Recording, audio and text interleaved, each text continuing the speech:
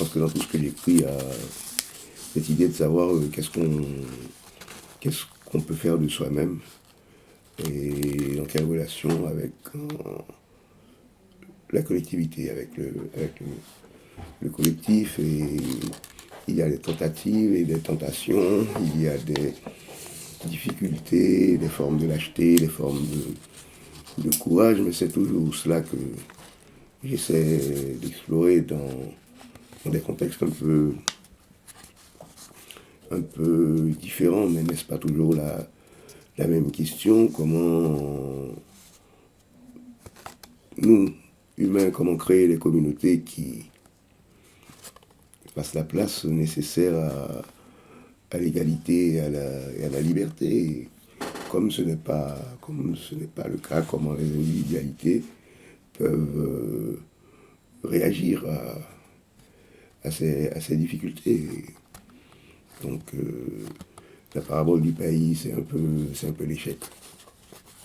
L'échec du langage, si vous voulez, l'échec de l'intention poétique face à la laideur, à la violence du réel. Dans Kandiaou, c'est un peu la même question par rapport au langage. Que peut le langage face à une situation d'occupation, face à une situation de meurtrissure pour une société. Donc, au fait, on dit que les sociétés nous proposent des impasses. Et le langage permet d'essayer de les détruire, de briser ces murs qui nous empêchent d'avancer avec une part de réussite, et une part d'échec, avec une part de force pour continuer, une part de lassitude. Donc, pour moi, c'est toujours ça que j'essaie de mettre en discussion dans les livres que j'écris. Vous disiez que le précédent livre constatait un échec, d'une certaine manière. Alors on peut y lire quand même l'échec de la poésie, parce que la poésie est peut-être à la fois une tentative de restitution, au sens où celui ou celle qui se permet d'écrire quelque chose qui voudrait être de la poésie essaie de rendre à l'autre ce qu'il lui a appris. Et deuxièmement, la poésie, c'est aussi la main individuelle qui est tendue à l'autre. Donc il y a déjà que c'est un peu le langage de tous, c'est le langage de la communauté quelque part, ou la possibilité de langage de la communauté qui lui est restituée par le poète, et c'est en même temps la voix singulière du poète. Il y a ces deux-là, et quand la communauté n'entend pas sa voix dans ce que lui dit le poète, et quand elle n'entend pas la voix singulière du poète, on peut parler d'échec. Mais en même temps, la tragédie du langage, c'est que pour constater l'échec du langage, nous n'avons que le langage. Donc on ne cesse pas de parler, on continue de parler, même si on est souvent habité par le doute. À quoi ça sert, hein? Tout ça, moi j'aime bien ces vers d'Aragon, tout se perd et rien ne vous touche, ni mes paroles, ni mes mains, et vous passez votre chemin sans savoir ce que dit ma bouche. C'est un peu ce qui est arrivé à Pedro dans Parabole du failli. C'est un peu ce qui arrive au petit professeur dans Kandiaou, mais en même temps pour raconter, pour exposer, pour donner à voir et à entendre ce qui leur est arrivé. On n'a que le langage. Donc on ne désespère jamais vraiment tant qu'on continue de parler. Le vrai désespoir serait de se couper la langue. Mais dans celui-ci, vous décrivez une situation d'occupation qui est réelle. Qui est réelle, mais qui n'apparaissait pas dans le précédent. On dirait que c'est plus violent, il y a plus de violence sociale, il y a plus de violence politique dans celui-ci, j'ai l'impression. Est-ce que la tâche est encore plus rude de faire entendre une parole poétique dans ce contexte-là? Je ne sais pas, je ne sais pas. Je ne pense pas que les difficultés politiques ou économiques ou sociales de manière générale empêchent d'entendre le poétique. Si on voit l'évolution des sociétés occidentales, par exemple, on, on a l'impression que c'est l'inverse. Que quand les sociétés croient se porter bien, c'est à ce moment-là qu'elles cessent d'écouter le poétique jusqu'à ce qu'elles découvrent que ça n'allait pas si bien que ça. Non, je ne pense pas. Oui, ce livre est plus violent dans l'exposition de la réalité sociale, simplement parce que il est dans cette thématique. C'est un livre sur la condition, je dirais, globale d'une société en situation d'occupation. Donc, là où il aborde la question de l'individualité, il aborde donc en référence à ce contexte global qu'être un étudiant dans un pays occupé. Quel groupe peut-on créer? Quel espoir pouvons-nous porter ensemble? À quoi pouvons-nous encore rêver quand l'horizon semble bouché par des uniformes étrangers, quand on sait que les décisions qui sont prises concernant notre avenir sont prises par des gens qui ne sont pas intéressés par notre bonheur, mais qui sont là pour d'autres raisons. Donc, évidemment, c'est pas le livre qui est violent, c'est la réalité dont il traite qui est violente à la fois symboliquement et matériellement. Il y a un aspect plus polémique dans celui-là, notamment quand avec de l'humour ou de l'ironie, vous décrivez cette société, cette micro-société d'expatriés qui sortent, qui dansent, qui boivent, sous le regard de ceux que eux-mêmes appellent les locaux, souvent. Oui. Vous pourriez insister sur ces choses-là qu'on voit et en fait qu'on n'écrit pas souvent en fait. Il y a très peu de romans qui traitent de ça, de cette réalité-là. C'est vrai qu'on en parle peu, mais polémique, je ne sais pas. Moi, j'aimerais bien voir quelqu'un qui écrirait le roman si vous voulez, le beau roman humaniste des ONG ou de l'ONGisation d'un pays, comme on dit chez nous et pour les Haïtiens. Vous savez, il y a des lecteurs haïtiens qui m'ont dit que tu es quand même un peu gentil avec eux.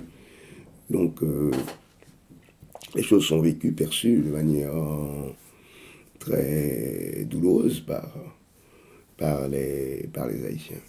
Et donc, je pense simplement avoir fait un travail assez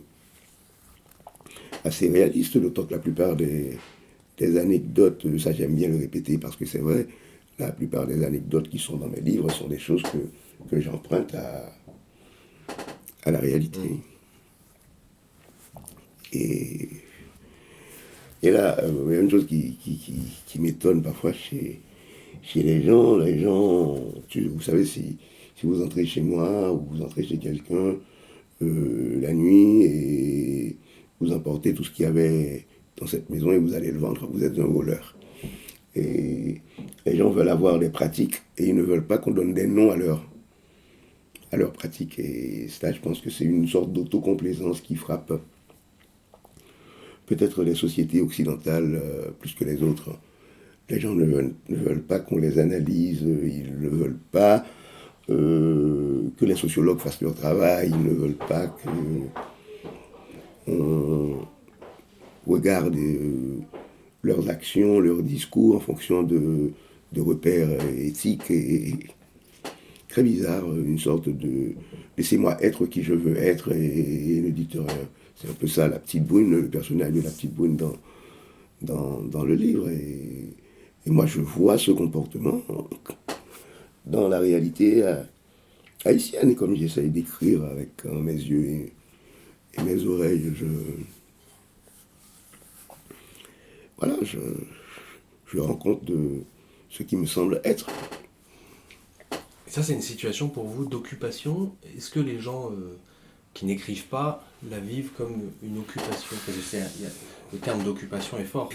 Oui. On occupe un pays, mais on occupe aussi une pensée, on occupe la vie quotidienne, on occupe l'imaginaire des gens. Écoutez, sur ça, je vais pas répondre. C'est très simple. Visitez les sites des médias haïtiens. Vous verrez qu'il y a des gens dans la rue au moment où nous parlons qui sont en train de dire ah bah l'occupation. Donc ce n'est pas quelque chose que je suis en train d'inventer. D'autant que ce ressentiment vis-à-vis de cette situation d'occupation a augmenté fortement cette année. Quand on a vu ce qui s'appelle de manière pompeuse, arrogante, la communauté internationale, quand on a vu comment en Haïti, vous avez tout ce beau monde-là qui fait tout ce qui est contraire aux intérêts du pays, qui a lancé le pays dans l'aventure ridicule de fausses élections contestées par la classe politique haïtienne. Donc oui, c'est une situation, sur ça, c'est pas du tout, je dirais, quelque chose où j'extrapole, où j'exagère, c'est ce qui est en train de se passer. Et sur le plan de la littérature haïtienne elle-même, dont vous êtes voilà, quelqu'un d'important, où en est-elle pour vous en termes à la fois de production, de diffusion, de lecteurs? Vous êtes de nombreux écrivains haïtiens. On peut pas résumer, hein. Il y a beaucoup de choses très différentes qui se font. On ne peut pas dire qu'il existe aujourd'hui une tendance dominante. On ne peut pas... Disons que ça part dans tous les sens, ce qui n'est pas forcément en soi une mauvaise chose. La littérature reste encore un territoire où s'affrontent, où s'opposent des idées sur la vie, sur le langage, sur plein de choses. Vous avez des écrivains haïtiens qui sont plus intéressés par eux-mêmes que par le reste du monde. Vous avez cette tradition dont personnellement je me réclame, qui est d'essayer d'être une sorte d'écrivain public, c'est-à-dire de porter une parole qui ne soit pas que la sienne et de rendre compte de conditions générales d'existence avec une quantité de réel importante pour que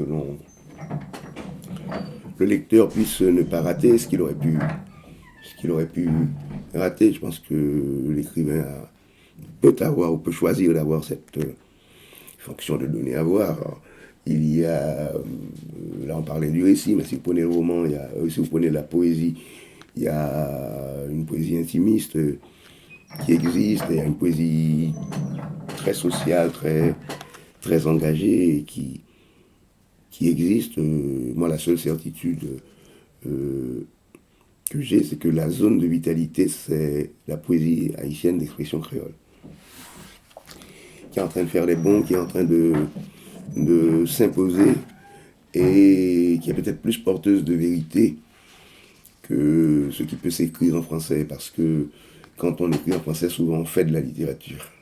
Donc quand on écrit en créole, je le remarque, surtout chez, je dirais, la génération dans dessous de 40 ans, quand on écrit en créole, on écrit parce qu'on est habité par quelque chose. Et puis aujourd'hui, ce qui a changé encore, c'est la représentation et les critères d'évaluation. Parce que, je dirais, jusqu'à ma génération, c'était Haïti qui valorisait les écrivains haïtiens. Après, il y a eu des changements historiques, et dans le cours de l'histoire d'Haïti, et dans l'histoire peut-être du marché de l'édition en France, par exemple, aujourd'hui, il y a quelque chose qui a un déplacement. Il y a un déplacement, on dirait que, par exemple, autrefois, on écrivait pour être le plus respecté à Port-au-Prince. Aujourd'hui, peut-être qu'on écrit aussi pour être plus respecté ailleurs, ou pour être publié ailleurs. Je ne dis pas que ce que je suis en train de décrire, là, c'est que ce soit la réalité de l'ensemble des écrivains haïtiens, mais je crois qu'aujourd'hui, il y a une tendance à la représentation. Et aussi, la littérature est peut-être devenue, pour quelques-uns, comme dans Le Rouge et le Noir, ce que l'armée et la prêtrise étaient à d'autres moments dans d'autres sociétés. Je m'en sors, je suis écrivain. Vous écrivez en créole? Je ne devrais pas répondre à cette question parce que oui, bien sûr que j'écris en créole. Et la plupart des écrivains haïtiens vivant en Haïti écrivent dans les deux langues. Et qu'est-ce que vous écrivez plutôt en créole ou plutôt en français directement? De plus en plus, ah non, ça dépend. Moi, je n'écris pas. Enfin, quand j'écris en français, j'écris en français. Quand j'écris en créole, j'écris Oui. en créole. Et souvent, c'est le texte qui dicte sa langue. Donc, il n'y a pas. Et je ne sais pas non plus, quand j'écris en créole, de mettre quelques petits mots français pour que les gens voient que je suis quand même francophone. Ou quand j'écris en français, je ne glisse pas un petit. Il y avait un petit quelque chose d'exotique. Non, et je pense que là encore, c'est de plus en plus la réalité des écrivains haïtiens. Quand un grand poète comme Georges Castera ou Cito Cavé écrit en créole, il écrit en créole. Évidemment, il y a toujours une perversion, il y a toujours une contamination, puisque quand on pratique de langue, souvent à notre insu, l'une peut se glisser dans le travail qu'on fait, mais je dirais qu'il n'y a aucune forme d'exotisme, je dirais, dans notre rapport aux langues aujourd'hui dans la littérature haïtienne. C'est pas la langue que nous écrivons, nous essayons de produire du texte. Et ce que le créole vous permet de penser ou d'exprimer va être radicalement différent de ce que le français va mobiliser? Je ne sais pas, je ne pense pas, je ne le pense pas. Mais évidemment, c'est difficile pour moi d'entrer dans les mécanismes intérieurs sur lesquels je n'ai finalement pas grand contrôle, mais étant lecteur de la littérature haïtienne, l'enseignant même, je ne pense pas que, sauf quand on est dans le mensonge, je ne pense pas qu'on puisse être la même personne et être tel poète en français et tel poète en créole. Je reviens au cas du grand Georges Castera, évidemment, quand Georges publie ses poèmes en créole, très engagé politiquement, on voit quelque chose de très concret dans ses poèmes en français, parce qu'il y a la mémoire littéraire en français, parce qu'il y a par exemple l'influence du surréalisme, il y a quelque chose qui est de l'ordre de l'abstraction qu'on ne trouve pas forcément dans ses premiers poèmes en créole, mais genre c'est 50 ans d'écriture, et quand on fait la somme de l'œuvre, on voit que finalement c'est le même poète, profondément la même thématique, les mêmes procédés, donc la même quête de vérité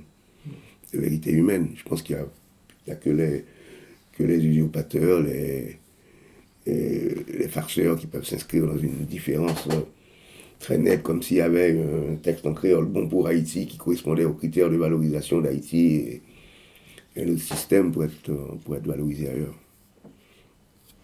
Et le mot qui donne le titre au livre, qu'est-ce qu'il symbolise pour vous? Qu'est-ce que ça... Oh, c'est un mot important dans la culture populaire haïtienne, même si la chose a tendance peut-être à disparaître. Kandiaou, Kandianou, Kandianou. Ça veut dire la fête. C'est une sorte de convocation à la fête. Non seulement il y a la fête qui va avoir lieu, mais à la convocation, venez. On va fêter, on va partager ce qu'il y a à boire, ce qu'il y a à manger. On va partager des chants, on va partager des jeux. Et moi j'aime bien dire, c'est vraiment la réalisation matérielle, si vous voulez, à tel moment de l'hypothèse communiste. Si on pouvait vivre vraiment comme ça, ce serait quand même bien. C'est nettement moins médiocre que les petites fêtes ridicules qu'entretiennent entre eux ces garçons et ces filles qui représentent le personnel de l'aide, de l'assistance, très mesquin, où ils sont à la même table, après ils vont dire, toi t'as pris une bière, tu dois tant, moi j'ai pris un kir, je dois tant. Quelque chose qui est de l'ordre de la petitesse qu'on peut opposer à quelque chose qui est de l'ordre de l'immense. Donc j'ai voulu traduire tout cela. Le livre est une fête aussi? Vous voulez dire le livre en son contenu, le roman, en tant qu'être le langage. Ce livre-là ou le livre en général. Un texte pour vous, c'est un espace qui est de l'ordre aussi de la fête? Pas forcément, pas forcément. Tiens, je vais citer un footballeur, Xavier Mascherano, qui est quand même peut-être le seul joueur à avoir une vocation défensive au FC Barcelone, et il dit cette phrase que je trouve fabuleuse. Il dit « Je ne savoure pas le foot, je le souffre ». Et je pense que parfois c'est la même situation pour quelqu'un qui écrit un roman. Moi, quand j'écris un roman, c'est un système. Il y a des moments de jouissance. Bien sûr, il y a un certain plaisir, mais je le considère aussi comme du travail. Comme du travail, et ce qui m'importe, c'est que tout ce que j'y mette soit dans le sens de la réussite de l'ensemble. Donc, non, j'ai pas forcément un rapport jouissif avec le texte. Oui, ça vient, il y a de ça dedans, parce que bon, si ça me faisait trop mal, je l'aurais pas fait. Donc il y a les deux. Il y a les deux, mais pour moi, le roman, la publication de roman est vraiment quelque chose qui est de l'ordre du social. Et les textes que j'ai écrits, j'ai pris plus de plaisir à les écrire que ce que j'ai publié, mais je ne les ai pas publiés parce que je ne vois pas l'intérêt pour une conversation avec le lecteur. Qui sont des textes plus intimistes? Plus intimistes. Qui se rapportent moins au collectif? Je ne sais pas, en fait, qui s'ouvrent moins à la discussion. Ou qui sont moins porteurs de thèmes de discussion. Je pense que, d'ailleurs, moi je suis animateur d'atelier d'écriture, je dis souvent aux participants, écoutez, il faut tout écrire.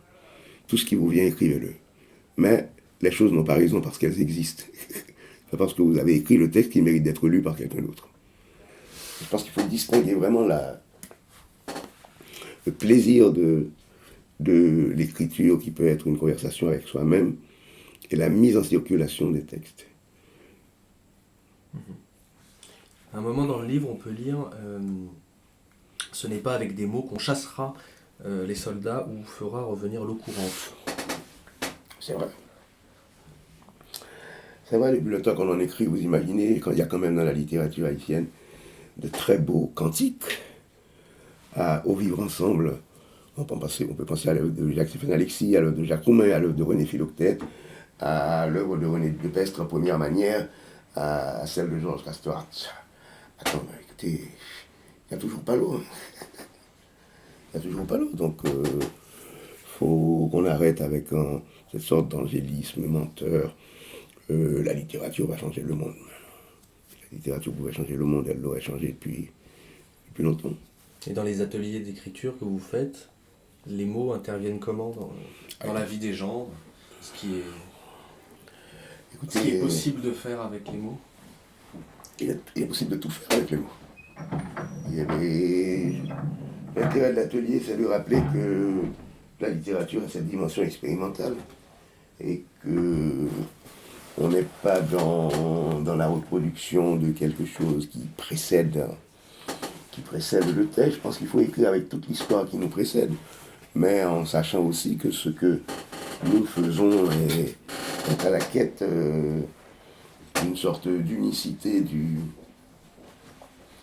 texte. Et il faut aborder l'écriture en atelier. Quand on est en atelier d'écriture, je crois qu'on apprend à aborder l'écriture avec une modestie comment dirais-je, avec modestie, mais c'est une modestie de lutteur. C'est une modestie de lutteur, on sort du piège du talent, comme si j'inventais tout. Et en même temps, on se dit, je suis l'artisan de quelque chose qui n'existe pas encore et qui va être tout petit de toute manière à l'arrivée, mais à quoi j'essaie de donner vie en structurant, en travaillant et en étant fidèle à un propos que je voudrais tenir. Est-ce que vous voulez bien lire un passage non. du livre? Ça vous plaît pas, ça? Ça me plaît pas. Écoutez, à partir de mon livre, je lis souvent des passages de livres en écriture. Parce que là, j'ai une discussion avec un lecteur potentiel, avec des amis, ou même avec un public qui peut intervenir, me dire ah là, mais une fois que le livre est. C'est terminé. Surtout un roman, le livre il est fait, je ne vais pas vous faire un trémolo pour essayer de le rendre plus. J'aime pas, je pense que c'est au lecteur de. Je dirais souvent, moi j'ai écouté des amis, des collègues lire des œuvres publiées et c'est comme s'ils venaient me voler ma lecture. Non, je pense que. Peut-être qu'on donne trop de place aux auteurs, il faudrait en donner plus au texte. Moi, j'inviterais les auteurs à ne pas parler de leurs œuvres, à parler totalement autre chose. Parce que vous savez, il y a déjà la vanité d'avoir écrit un texte, de l'avoir publié. Maintenant, vous venez en parler, vous parlez du texte. En plus, maintenant, il faut que vous le lisiez. Au lecteur, ça va, ça. Là, vous étiez à Paris, je ne sais pas, un petit bout de temps. Vous rentrez à Port-au-Prince après? Je rentre à Port-au-Prince dimanche, au moment où sont censées avoir lieu des élections qui ne sont pas des élections. Donc, je rentre le jour même de ces prétendues élections. Ça va, moi, je vis dans la réalité haïtienne. C'est à partir d'Haïti que j'ai appris à regarder le monde. Donc, oui, je vous avoue que je suis un peu fatigué de parler de Kandiaou. Vous voulez parler de quoi? Qu'est-ce qui vous travaille en ce moment? Il y a plein de choses dans la vie qui travaillent dans l'amour, forcément. Enfin, pour moi, j'aime bien cette formule de Badiou quand il parle de l'amour comme d'une procédure de vérité. Et ça, pour moi, c'est important. Et puis, pour être honnête, renouer des conversations qui sont en cours avec des jeunes de l'université, parce que la littérature n'est pas le seul territoire d'expression de ce besoin de trouver des langages qui nous permettraient de faire des choses ensemble, ou déjà de rêver de faire des choses ensemble, ce qui est de moins en moins présent dans la vie du monde. Parce qu'aujourd'hui, on veut absolument que mon voisin de palier soit mon ennemi, que je le considère comme mon ennemi. On nous met dans des situations de précarité qui font que le collègue de travail, c'est un concurrent, c'est un ennemi. On dirait que tout est fait dans les sociétés dans lesquelles nous vivons pour que nous nous considérions comme un individu finalement en guerre contre tout le monde. Donc, quand vous prenez la somme de procès ridicules, ce que certains sociologues et philosophes appellent la judiciarisation de la vie, on est un procès pour ci, un procès pour ça, c'est une fabrique d'ennemis.